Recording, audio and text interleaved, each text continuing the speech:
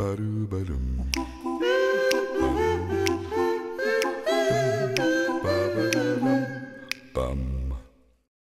suis ravi de vous retrouver sur ma télé pour notre rubrique que l'on adore avec Patrice. C'est notre rendez-vous littéraire, le livre de la semaine, bien évidemment en compagnie de Patrice. Comment vas-tu? Ça va très bien. Tes lectures te maintiennent en pleine forme, Patrice. Oui. Et aujourd'hui, Patrice, on va s'installer confortablement. Parce que tu vas nous emmener découvrir une histoire douce, délicate. Je dirais même remplie de tendresse, de nostalgie, et c'est un véritable voyage temporel qui nous propose aujourd'hui le café où vivent les souvenirs de Toshikazu Kawaguchi. Je ne me suis pas trompé. Non. Patrice, ce nom me dit quelque chose. Alors, je vous ai déjà parlé de cet auteur, de ses romans et de ce café. Parce que c'est son troisième roman. Il y en a même un quatrième qui vient de sortir, qui n'est pas encore en poche, mais qui devrait l'être rapidement. C'est plus un conte qu'un roman.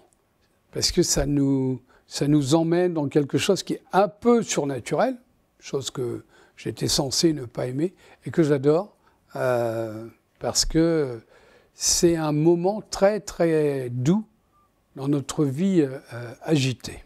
On va voir la place des souvenirs dans notre vie au quotidien. Est-ce qu'il faut avoir lu les autres ouvrages pour replacer celui-là dans une espèce de trilogie, ou ce n'est pas vraiment une trilogie? C'est pas une trilogie, puisqu'à chaque fois on rencontre, c'est construit de la même manière, c'est assez étonnant. C'est dans le même lieu? C'est le même café. Tu retrouves toujours le même café, avec des gens un petit peu différents, mais il reste voilà, l'ambiance d'origine. Alors, quelques instants avant de rentrer dans le café, parlons de la notion de café. Alors, c'est un lieu où tout le monde rencontre tout le monde. Ça, c'est important, ça. Ce sont des lieux de vie, les cafés. Alors, on ne nous parle pas beaucoup de la clientèle de ce café. On nous parle de cette fameuse table, de cette tasse de café, et qu'il faut avoir raconté avant que le café soit froid, ce qui était le titre du premier roman, tant que le café est encore chaud. Donc c'est une forme d'urgence dans le premier, il faut y aller. C'est limité dans le temps, en tous les cas. C'est ça. On ne sait pas pourquoi d'ailleurs, mais en tous les cas, c'est la règle. Il faut être revenu mentalement du passé avant que le café soit froid. Et ça, c'est toujours. Et donc, on va parcourir des différentes situations de ces gens. On parle de la serveuse et de sa fille. On parle de quelqu'un qui est là. On parle de celui ou celle qui va venir pour remonter dans le temps. Il y a pas de... Enfin, en tous les cas, pour se livrer, plutôt que remonter dans le temps, je pense que c'est une façon de se livrer à quelqu'un d'autre. Mais alors, on se livre... Alors, tu vas nous présenter un peu l'histoire, parce que sinon on va être perdu, mais on se livre à quelqu'un, donc dans cette histoire, il y a quelqu'un, ou ce quelqu'un, c'est le lieu. Raconte-moi un peu. C'est quoi l'histoire? Par exemple, la première personne qui vient, c'est une fille qui veut régler leur compte à ses parents. Elle est persuadée que ses parents, qui sont décédés, ne l'ont pas aimée, et elle vient pour retrouver un moment précis de cette histoire, et elle va découvrir que ce n'est pas du tout ce qu'elle croit. Mais elle vient pour rencontrer quelqu'un dans le café? Ses parents, elle vient pour... mais quand elle vient dans le café? Elle s'assoit à la place, elle sait qu'elle va... on va lui amener une tasse de café, et que la vapeur du café va l'emmener là où elle veut. D'accord, donc elle n'est pas en face à face avec quelqu'un. Quelqu'un, c'est le café, c'est l'ambiance, c'est le lieu. L'esprit, en tous les cas, part. Ah, oui. C'est génial, c'est franchement. Le corps humain reste sur place et l'esprit part là où la personne a demandé de se retrouver. Elle veut retrouver ses parents à tel moment, juste avant l'accident qui les a fait disparaître. Ça, c'était la première femme. Beaucoup de femmes viennent dans ce café. Alors finalement, on comprend un peu mieux peut-être le titre qui est un peu mystérieux. Ce café, le café, où vivent les souvenirs. Ben, c'est parce que les gens qui viennent, les filles qui viennent, elles ont des choses intimes à régler en tous les cas, ou à dire souvent à des gens à qui ils n'ont pas pu les dire parce qu'ils ont disparu rapidement, de manière plus ou moins imprévisible. Et donc, ces personnages qui viennent dans le café, ils veulent absolument remonter dans le temps pour... Il y en a la jeune fille qui veut régler son histoire avec ses parents. Et puis il y en a une autre dont le frère et la sœur ont disparu. Donc voilà, elle voudrait les retrouver avant leur disparition. C'est toujours avant un moment tragique dans la vie des gens. Ouais. Un moment qui les a marqués et dont ils veulent... Et souvent, les gens qui viennent, ils ont une perception de culpabilité vis-à-vis de ce moment-là, en disant ah, ben, j'aurais pas dû lui dire ça, ou je voudrais la revoir ou les revoir pour voilà, qu'ils sachent qu'en fin de compte, je les aime.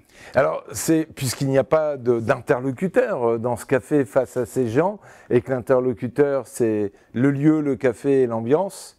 Oui, sauf que comme l'âme, elle s'en va. Comment c'est raconté? Elle s'en va rencontrer, par exemple, les parents. Pour la première fille, la jeune fille, elle rencontre ses parents.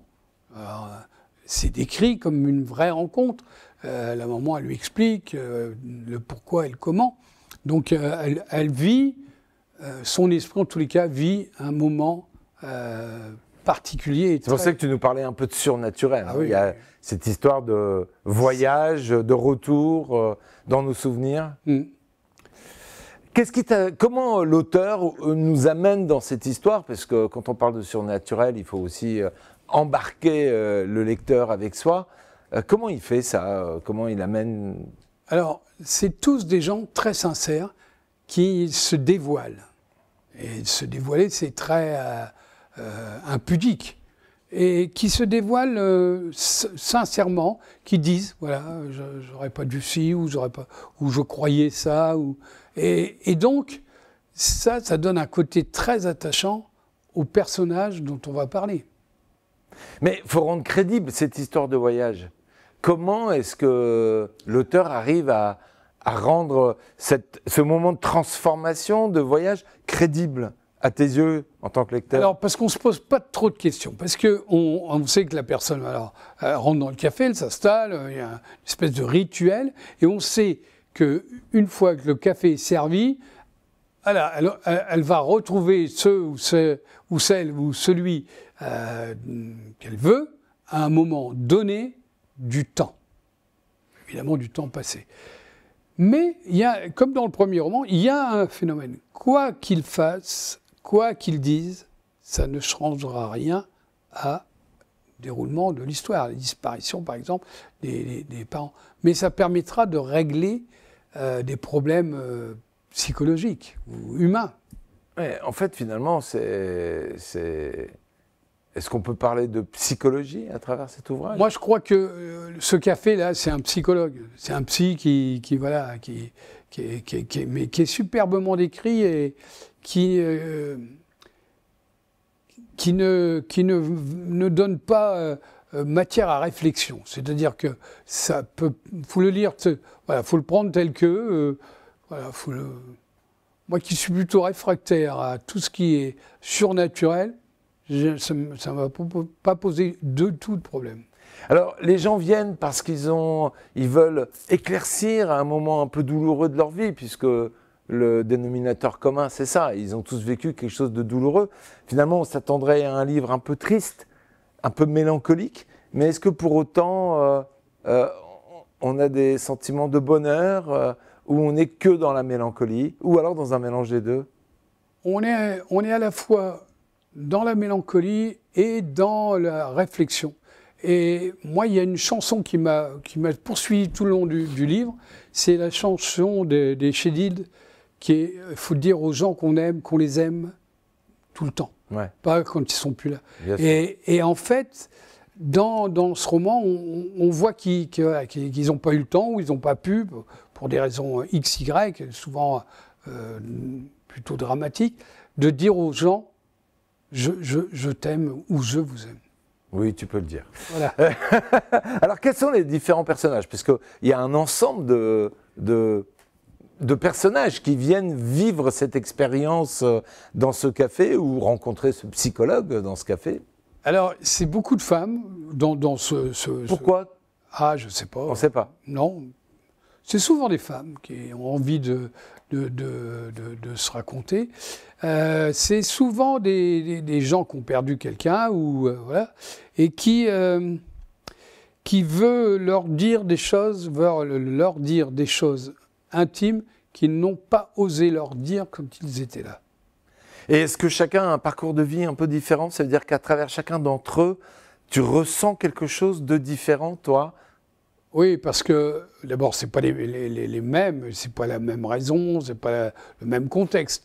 Donc on vit avec ces gens et on comprend pourquoi ils ont envie de dire ces choses à ces personnages. Finalement, est-ce qu'il y a une transposition? Ça veut dire que ce panel de gens différents qui viennent, chacun pour des raisons qui leur sont propres et différents, fait que chaque lecteur va retrouver à travers eux peut-être quelque chose que lui-même a vécu ou quelque chose qui lui parle davantage? Ouais, je sais pas s'il faut il faut chercher ça dans ce livre. Moi, c'est un livre qui m'a emmené, qui m'a dans la douceur, dans le calme, qui m'a emmené suivre plusieurs histoires, plusieurs faits. Et je ne me suis pas beaucoup posé de questions. J'ai vécu ces histoires. Tous t'ont touché. Est-ce qu'il y en a un qui t'a touché davantage, plus que les autres? Ouais, c'est celle qui a perdu ses frères, son frère et sa sœur. Ouais, c'est touchant. Ouais, ça me rappelle des tristes souvenirs, moi. Donc finalement, il y a cette liaison. C'est-à-dire que celui qui t'a le plus touché, c'est peut-être parce que c'est à travers cette personne que tu t'es davantage retrouvé, ton histoire personnelle. Peut-être. Quelque chose dans ta vie personnelle. Honnêtement, je ne me pose pas beaucoup de questions quand je lis un Tu livre. te laisses embarquer. Voilà, je vis. Voilà. Et ce que je voulais dire, je ne sais pas si on aurait parlé, je ne pense pas que. Moi, j'ai découvert il y a quelques temps la littérature japonaise traduite, évidemment. Je voudrais citer la traductrice, là, parce que c'est c'est un boulot sûrement monstrueux. Ça a été traduit du japonais par Géraldine Houdin. On les cite pas assez souvent, les traducteurs. Sans eux, je ne pourrais pas lire des histoires pareilles. Exactement. Et je voulais vous dire que je ne pense pas que ça pourrait être transposé par un auteur français. D'ailleurs, est-ce que on ressent bien une ambiance qui est rattachée à une culture qui n'est pas la nôtre? Voilà, ils sont différents de nous. L'auteur, il a une façon de nous délivrer les choses différentes. Et je ne pense pas qu'on puisse sortir c'est quatrième livre. Enfin, celui-là, c'est le troisième. Mais il y en aura quatre sur le même thème. C'est assez étonnant, quoi. Et donc, du coup, on plonge facilement dans cette culture qui n'est pas forcément la nôtre, et après, on se laisse embarquer? Je pense que c'est une des caractéristiques des auteurs japonais, c'est de nous emmener dans leur pays. Enfin, moi, en tous les cas, je le sens comme ça. Est-ce qu'on peut dire que c'est ça, la force de cet ouvrage? Ou la force, elle est encore ailleurs? Elle est à travers les souvenirs, à travers les émotions, à travers les instants qu'on a perdus et qu'on ne retrouvera plus? Oui, c'est vivre le temps présent plutôt que d'être obligé d'aller rencontrer ses souvenirs. Qu'est-ce que tu as le plus apprécié? Dans ce livre-là, ce que j'ai beaucoup aimé, c'est de découvrir des gens qui osaient se livrer, raconter. Demandez, osez demander. Ouais. Donc, et finalement, tu recommandes ce livre un peu à tout le monde? Ceux qui ont aimé le premier, tant que le café est encore chaud, ceux-là, comme moi, ils vont... Parce que c'est d'une continuité. Moi, je me rappelle que tant que le café est encore chaud, c'est dommage qu'il n'y ait pas plus de gens qui viennent dans ce café. Et ben voilà, il y en a voilà quelques-uns. Et donc, il y aura certainement un quatrième? J'attends qu'il sorte en poche. Et le café des au revoir. Voilà, c'est le titre du prochain. Du prochain, le café des au revoir. Celui-là, on le retrouve aux éditions Poche. Voilà, c'est un ancien. Il a été édité chez Albin Michel. Maintenant, il est en poche. Le sous-titre, c'est « Les saveurs du passé peuvent transformer le présent ». Le café où vivent les souvenirs de Toshikazu Kawaguchi. Patrice, pourquoi on va le lire? On doit le lire parce que, même si on n'aime pas le café, on doit le lire. Merci à toi, Patrice.